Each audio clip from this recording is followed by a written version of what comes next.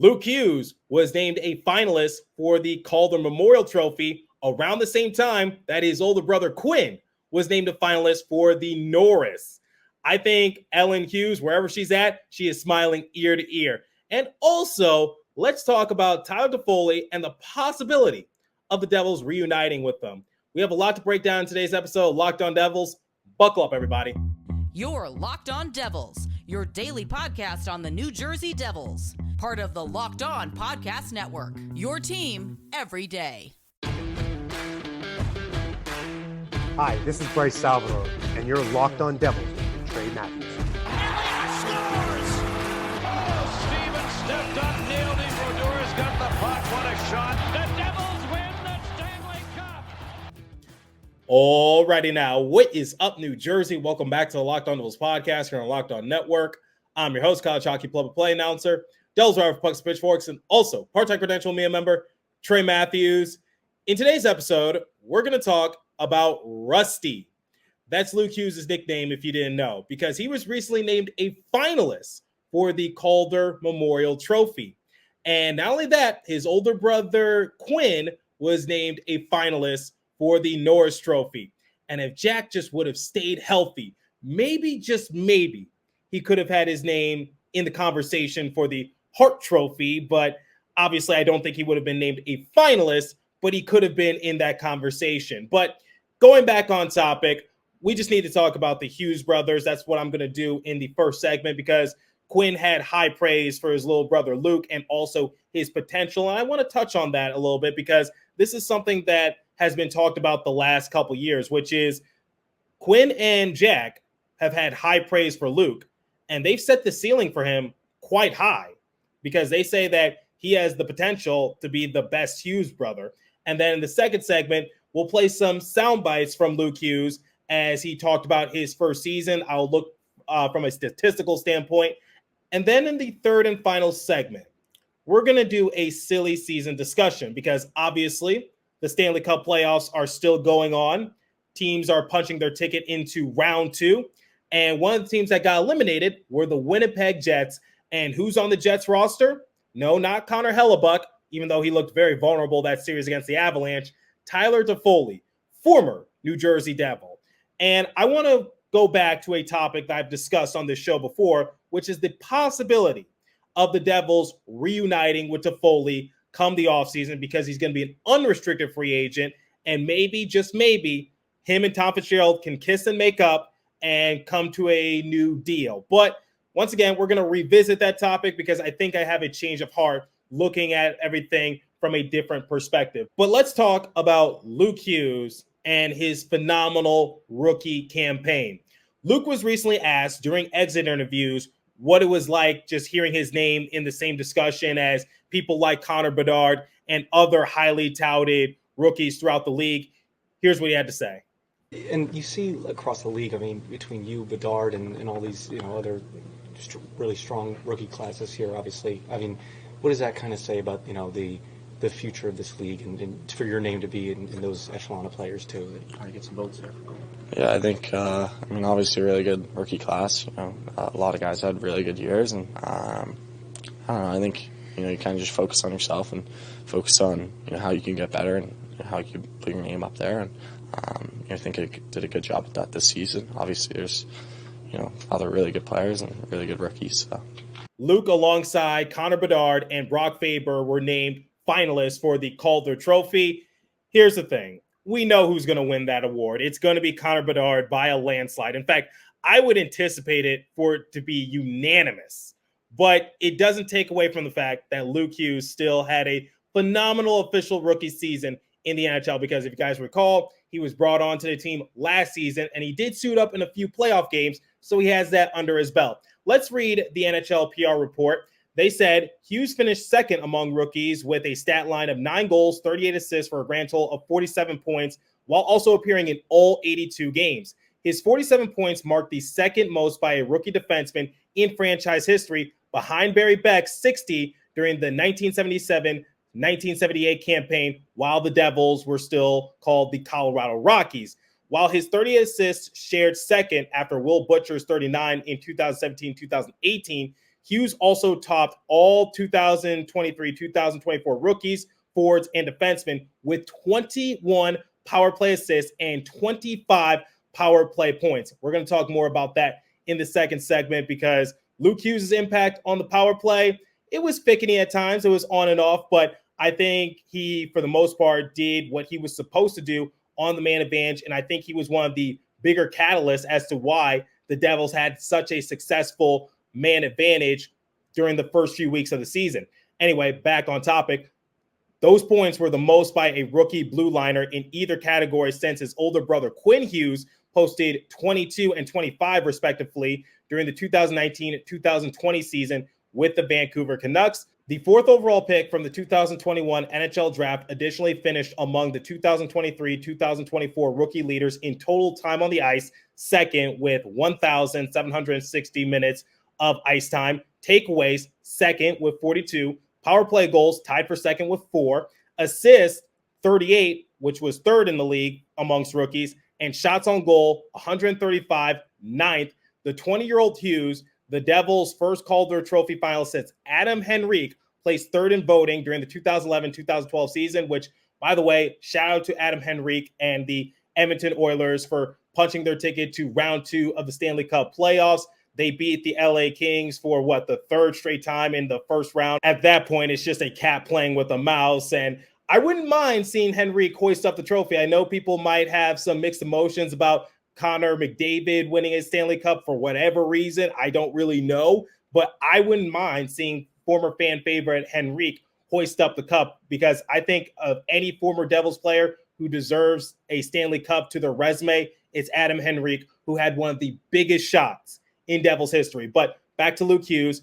He is looking to join Scott Gomez and Martin Brodeur as the third winner in franchise history. He also follows his brother Quinn, second during the 2019-2020 season, as a Calder Trophy finalist, making the duo the first brothers in NHL history voted as finalists for the award. Just incredible, the journey that Luke Hughes has had, coming from the University of Michigan, representing Team USA, and of course, people on social media saying maybe we're just going to have to accept the fact that Luke Hughes isn't all that good, or the fact that the Devils drafted him in the first place was due to nepotism. I'm just like, nope, Luke Hughes is really good, and he would have went first overall in that draft in 2021 had he not sustained a foot injury, but I digress a little bit. Let's talk about his potential, because Quinn Hughes recently spoke to the media and talked about the potential that his little brother has. And he talked about his plus-minus rating, how it's a little misleading. We'll talk more about that in the second segment. But Quinn, just like any other good brother, spoke very highly of his little bro. And it was just so nice to see. But the one thing I want to take into consideration is that when we look at Quinn Hughes, he is a finalist for the Norris Trophy. He appeared in 82 games, and he had 92 points. Just incredible. And the other two Norris Trophy finalists are Cale Makar, who had 90 points in 77 games, and Roman Josi, who had 85 points in 82 games.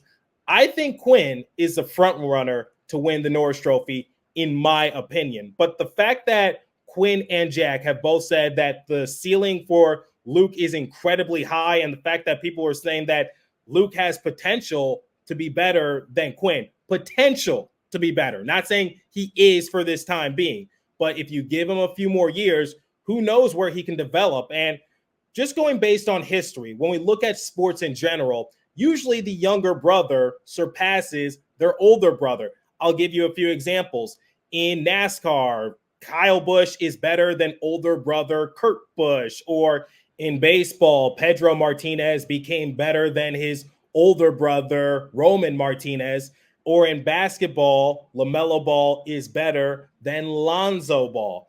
I would say the reason for that is just because the younger brother gets a different experience compared to what his older brothers didn't get. Because Quinn Hughes is the example. He's the first one to get to the NHL. Now Jack gets to learn from that. Luke gets to learn from that. They get that experience firsthand, sort of like a mentor figure, but obviously, since they're blood related, it's a lot easier for them. I would say that's what Luke has going for him, because he can learn from Quinn. He can learn from Jack. In fact, Jack is his teammate, So he's around him more times than not.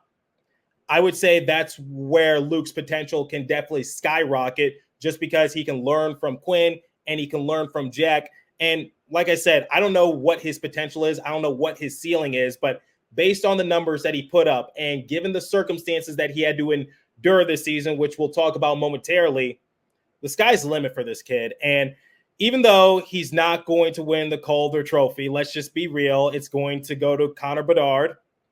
It's still nice that he's getting recognized for the hard work he put in for the Devils, and especially what he did on the power play. And we're going to talk more about Luke Hughes from a statistical standpoint and my opinions of him on the power play moving forward for the Devils. But before we continue, let me tell you about Monopoly Go.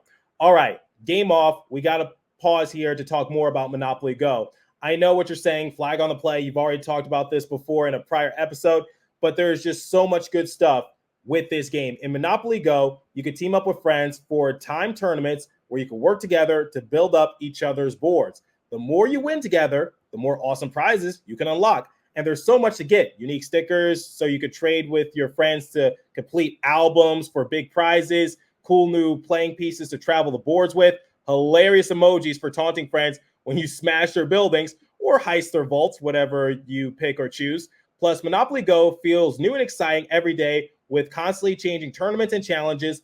A ton include their unique mini games like digging for treasure or a robot pachinko machine. That sounds pretty cool. And there's always new time events, what helps you win big, like massive multiplayers for everything you win, or rent frenzies. There's always something fun to discover in Monopoly Go, so get off the bench and go download it right now, free on Google Play or the App Store. Game on, everybody. Okay, before I share my thoughts on Luke Hughes' official first season in the NHL and his impact as a rookie, here's what he had to say at exit interviews in terms of his first year playing with the Devils. Take a listen. First full season in the books. How do you sort of evaluate the process of going through that first year?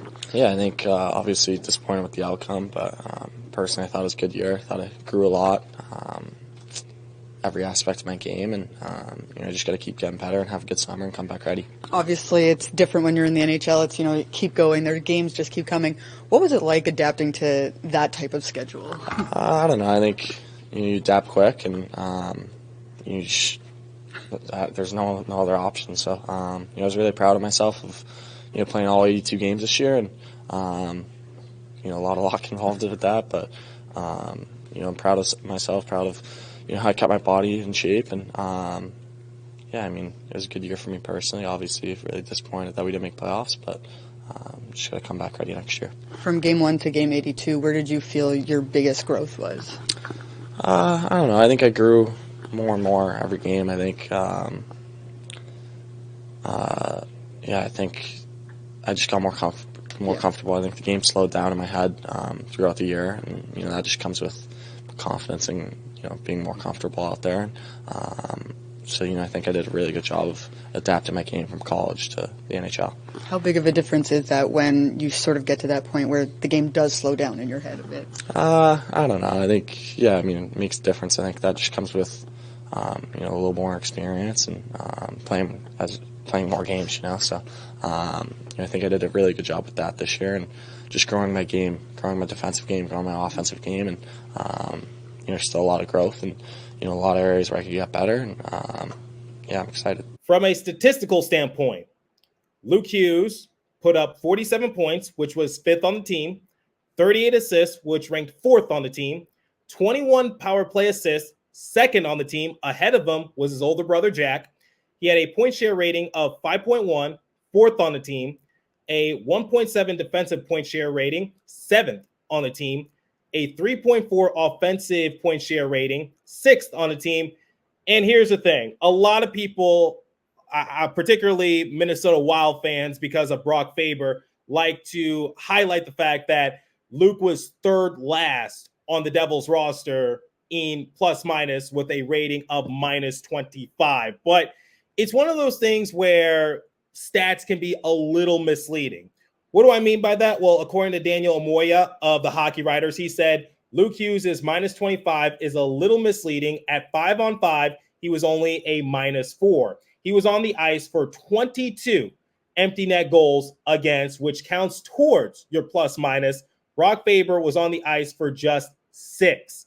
Just putting that for reference for anyone who says like Luke Hughes is like a polar bear in Texas. I don't know if any of y'all have seen that meme on social media. I get a kick out of it, but just for reference, Luke Hughes' plus minus is due to empty netter goals. And like Daniel said, that counts towards your plus minus rating. And it's one of the things why I don't like to highlight plus minus ratings all that much. It's an important stat in my opinion, but it doesn't show the entirety of the player and their impact. I think people can get the wrong idea with it. But anyway, back to Luke Hughes and his overall season. If we're looking at this from a different perspective, Luke Hughes went the distance for New Jersey because he talked about how he grew so much as a player.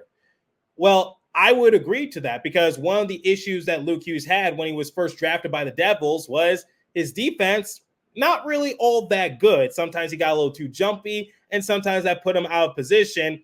And honestly, we saw that a few times throughout the course of the year, which made people rip their hair out. But I think Luke Hughes has gotten better, and he's only going to get better from here. Here's a game that I like to look back at. So we talked about Cale Makar in the first segment. Well, let's look at Makar's teammate, Nathan MacKinnon. When the Avalanche came to the Prudential Center to play the Devils in early February, MacKinnon was riding a 14-game point streak, which means all hands were needed on deck to try to suppress them. But who was the front runner making MacKinnon uncomfortable at times? It was Luke Hughes. And MacKinnon is one of the biggest superstars in this league, if we're being completely honest.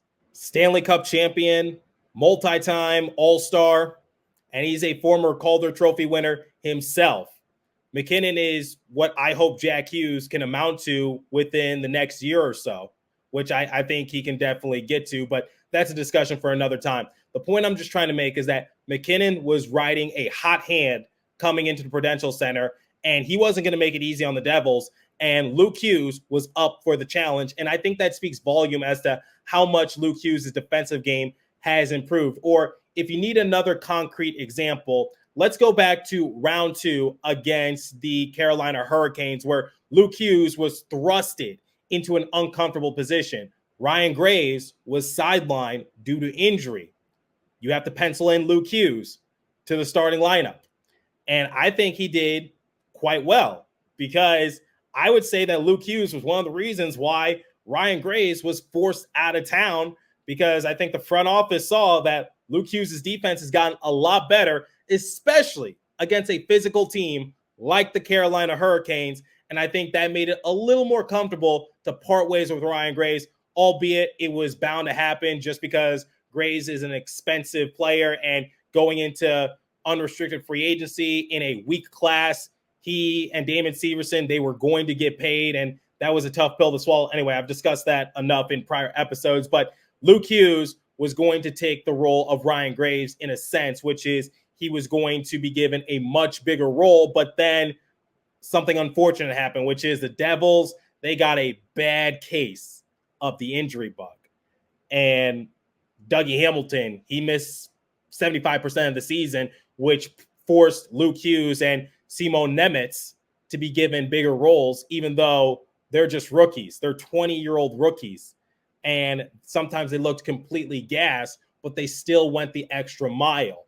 And if everyone comes back fully healthy, I don't think that kind of pressure will be put on Luke Hughes' shoulders. But speaking of pressure, let's talk about Luke Hughes' big role right from the start, which is he was always on the top power play unit. It was somewhat of a controversial decision because I remember talking about it early on in the year, which I said maybe you put him to the second unit and you make Dougie Hamilton a part of that first unit. But it worked out in the end. Half of Hamilton's points came via the power play. And I think Luke Hughes was a good playmaker, albeit Dougie Hamilton was a better shooter. And we saw the repercussions of that when he went down with his injury. But Luke Hughes, like I said in the first segment, he was phenomenal on the power play, if you ask me. he's not perfect. He has a lot of work to do. But given the fact that it's his first year with the team, he's playing all these minutes, he's playing in this amount of games, and the Devils were a playoff team last year, and it's his job to try to keep the power play afloat in a sense because, remember, Devils were missing a lot of bodies. I think he has nowhere to go but up.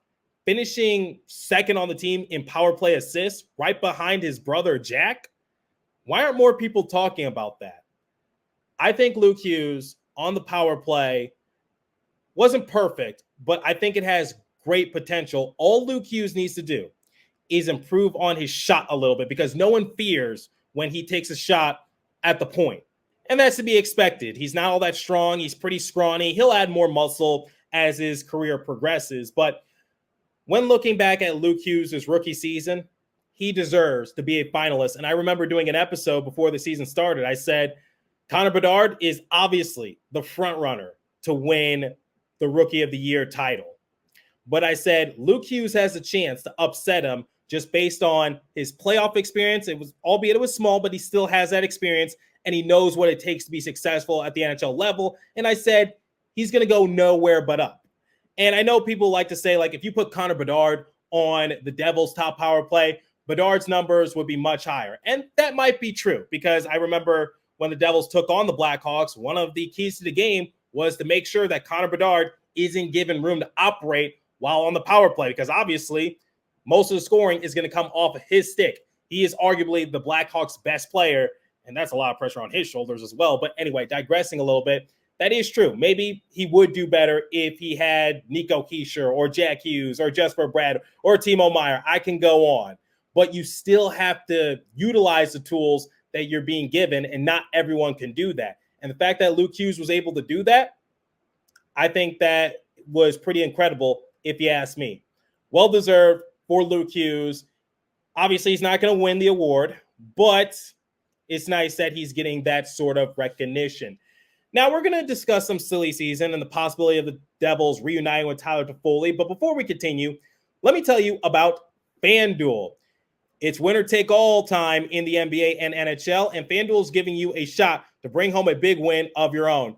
Now that my Los Angeles Lakers were eliminated by Nikola Jokic once again, it's been very frustrating for me as a sports fan, but right now, new customers can get $150 in bonus bets with any winning $5 bet. That's $150 to bet on spreads, money lines, player props, and more. Visit FanDuel.com/lockedon and make every playoff shot count. FanDuel, America's #1 sportsbook. Please remember to gamble responsibly.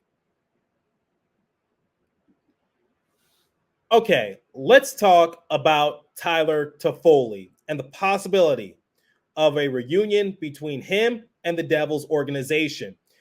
At the deadline, he was traded to the Winnipeg Jets, and at the conclusion of the season, they finished second in the Central Division. And during his time with the Jets, he appeared in 18 games. He had 7 goals, 4 assists for a grand total of 11 points. And during the playoffs, he appeared in all 5 games against the Avalanche, and he racked up 2 goals in those 5 games. A lot of people are asking the question, did the Devils win the trade with Tyler Toffoli? I'll just keep it short and simple. We don't really know for the time being because remember, the Devils traded away Yegor Sharangovich and a 2023 third-round pick for the services of Tyler Toffoli. And what did they get from the Jets? They got a 2024 third-round pick and a 2025 second-round pick. Now, will the Devils keep those draft picks? Will they use them in a future trade package? We don't really know, but we're going to have to wait and see how those 2 draft picks pan out for the Devils, whether they pick some players and they actually become studs, or they use both of those picks in a trade package of some sorts. We're just going to have to wait and see, but I would say that they're 50% there if Tyler Toffoli does not re-sign with the Winnipeg Jets. And speaking of which, Tyler Toffoli is a pending UFA. And I think the big thing for Toffoli is stability, which is why he was so, how would I say it, hard-headed about trying to get a decent-sized contract from the Devils because he has played with 6 different teams since 2020. He's been a bit of a journeyman despite being a very good player and he's a past Stanley Cup champion. I think that's the big thing for Tyler Toffoli, and he even said in a recent interview that he's reached a point of his career where he does have options. Now, one of those options might be the Devils, because Tom Fitzgerald said in a press conference a few months back that he is open to discussing a possible reunion with Toffoli to try to work out a contract. And I said, I'm not really against that, because I think Toffoli was a really good player for the Devils. Take it how you want to take it. Obviously, he did lack speed and technique at times. He was a little older, but what he missed in technique and speed, he made up for in knowledge of the game, because he knew where to position himself. And I think that goes a really long way. But seeing how the season panned out for the Devils, I don't think Toffoli is a need for New Jersey, because they already have an abundant amount of players that can generate offense. And what happened after Toffoli left? We saw Timo Meier elevate his game. Dawson Mercer sort of elevated his game. And this is something I talked about last summer, which is Toffoli being a part of the Devils. The one thing I feared is that there might be too many cooks in the kitchen, and that was the only thing I was concerned with for the trade. Because it's like someone's numbers are going to suffer. Who is it going to be? I predicted Dawson Mercer. And unfortunately, Mercer, he put up 20 goals, but he kind of took a few steps backwards compared to last year. And for Timo Meier, just not a good first half due to injuries, how his role was, a lot of different factors. But when Toffoli left, you saw both of those players take their games to another level. And that kind of just showed me saying, like, I don't think the Devils need Toffoli. They don't need to get greedy here. They still need to focus on their defense and their goaltending. So I am actually changing my mind. I have a change of heart. And I say the Devils, they don't need to reunite with Tyler Toffoli, because he's more of a want than a need. And I still think he's a very good player. Honestly, I think he was a decent fit for New Jersey. You could just look at his numbers, whether it's 5-on-5 or on the power play. He definitely knew how to contribute. And I was surprised that the Devils weren't able to get a first-round pick from him. I think there was rumors saying that the LA Kings were also interested in him, but that's a story for, I guess, another time. But for the time being, it goes back to an episode I recently did, which is fix what you need to fix. Don't try to, add something that you don't need. And that's the big thing for Devils, which is if they want to get back to the playoffs, I'm going to hammer this home the rest of the offseason until they actually do make these moves. Get a better goalie and get grittier defensemen just to add some more bodies. And that's where I stand with Tyler Toffoli and the possibility of him signing a new contract with the Devils. Wish him the best, and he definitely deserves some stability. I know it's tough to be a journeyman and basically traveling all across Canada and into the States as well, but I think the Devils are better off focusing on other ways to improve their roster. But let me know what you guys think. Are you open to bring back Tyler Toffoli? And what are your thoughts on Luke Hughes and his rookie season? What were some of his strengths? What were some of his weaknesses? And where do you think he goes from here? Do you think he could potentially be better than his older brother, Quinn? We'll just have to wait and see. But as for this episode, that's all the time I have for you. Continue to stay safe. Have a wonderful day, New Jersey. Go Devils. I'll catch you guys in the next episode. Thanks for listening once again.